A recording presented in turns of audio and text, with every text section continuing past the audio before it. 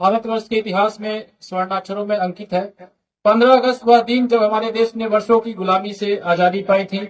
यह वही दिन है जब हमारे वीर स्वतंत्रता सेनानियों ने अपने प्राणों की आहुति देकर हमें एक स्वतंत्र भारत का उपहार दिया था। स्वतंत्रता के इस पवित्र पर्व पर हम उन सभी वीरों को नमन करते हैं जिन्होंने अपने देश की आजादी के लिए अपना सर्वोच्च न्यौछावर किया। आज के दिन हम अपने कर्तव्यों और जिम्मेदारियों को याद करते हैं जो हमें एक नागरिक के रूप में और खास तौर पर एक पुलिस कर्मी के रूप में निभाने होते हैं।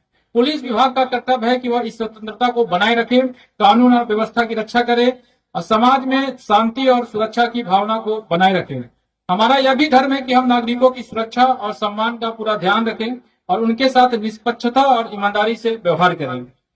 इस वर्ष हमारे पुलिस गोपालगंज पुलिस के द्वारा कई महत्वपूर्ण उपलब्धियां हासिल की गई है। इसके लिए मैं गोपालगंज जिला पुलिस के जितने भी कर्मी हैं, हमारे चौकीदार से लेकर हमारे पुलिस उपाधीक्षक रैंक तक के, उनको मैं बधाई दूंगा। और कुछ उपलब्धियां जो मैं गिनाना चाहूंगा उसमें है कि सबसे पहले हम लोगों ने एक टीम वर्क की तरह काम किया और इस साल का जो लोकसभा आम निर्वाचन चुनाव था उसको शांति और सुव्यवस्था के साथ संपन्न कराया, जो हमारे लोकतंत्र की सफलता का प्रमाण है। चुनाव ड्यूटी और कर्तव्य निर्वहन के दौरान हमारे कुछ सिपाही, हमारे कुछ कर्मियों की शहादत भी देनी पड़ी। उनके शहादत को हम सलाम करते हैं, उनको हम नमन करते हैं। उनकी मृत्यु से पुलिस विभाग को अपूरणीय क्षति का सामना करना पड़ा है, लेकिन उनकी प्रतिबद्धता और समर्पण हम सभी के लिए हमेशा प्रेरणा का स्रोत बने रहेंगे।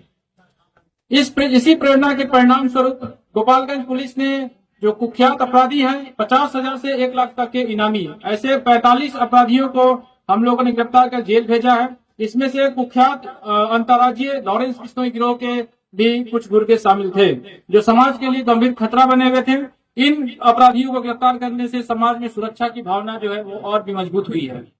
इसके लिए मैं गोपालगंज पुलिस के सभी कर्मियों को फिर से एक बार बधाई देता हूँ। इसके अलावा संगठित अपराध के खिलाफ हमारी कार्रवाई ने अपराधियों की कमर तोड़ रखा है। हम लोगों ने ड्रग्स के खिलाफ जो अभियान हो या शराब के खिलाफ अभियान हो या हवाला ऑपरेटर हो या साइबर अपराधी हो, सबके विरुद्ध जो है लगातार कार्रवाई कर रखा है, जिससे समाज में पुलिस के प्रति जो है विश्वास है वो सुदृढ़ हुआ है। इसके अलावा शराब जो बिहार सरकार का एक महत्वपूर्ण एजेंडा है, इसके खिलाफ शराब की अवैध तस्करी के खिलाफ हमारी मुहिम में बड़ी सफलता मिली है। पिछले वर्ष गोपालगंज पुलिस ने रिकॉर्ड 2,32,571 लीटर शराब की बरामदगी की। कई बड़े शराब माफियाओं को जेल भेजा गया और हमें पूर्ण विश्वास है कि इस वर्ष भी हम अपने शराब के क्षेत्र में नए आयाम हासिल करेंगे। गंभीर शीर्ष के अपराध जैसे हत्या, लूट और डकैती, इसमें पिछले 2 वर्षों में करीब 30% की कमी आई है। गोपालगंज पुलिस की मुहिम से समाज में कानून का पालन और अधिक प्रभावी हो सका है।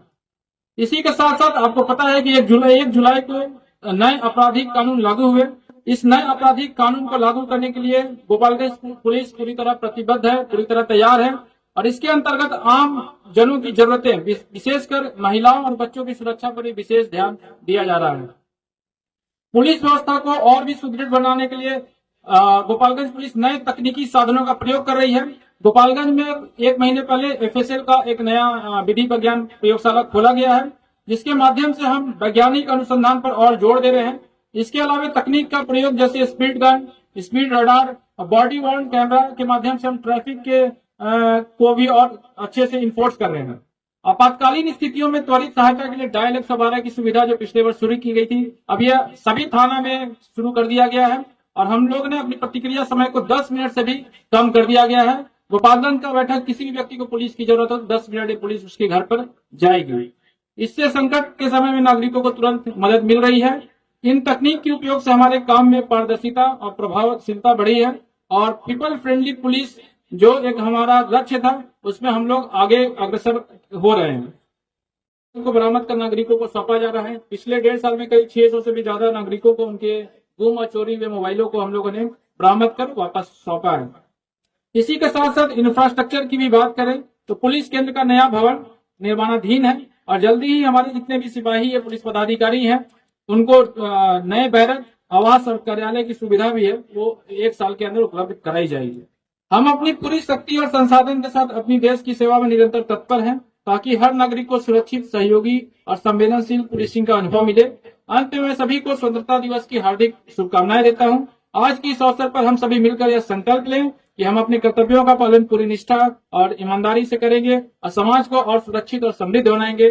जय हिंद, जय भारत।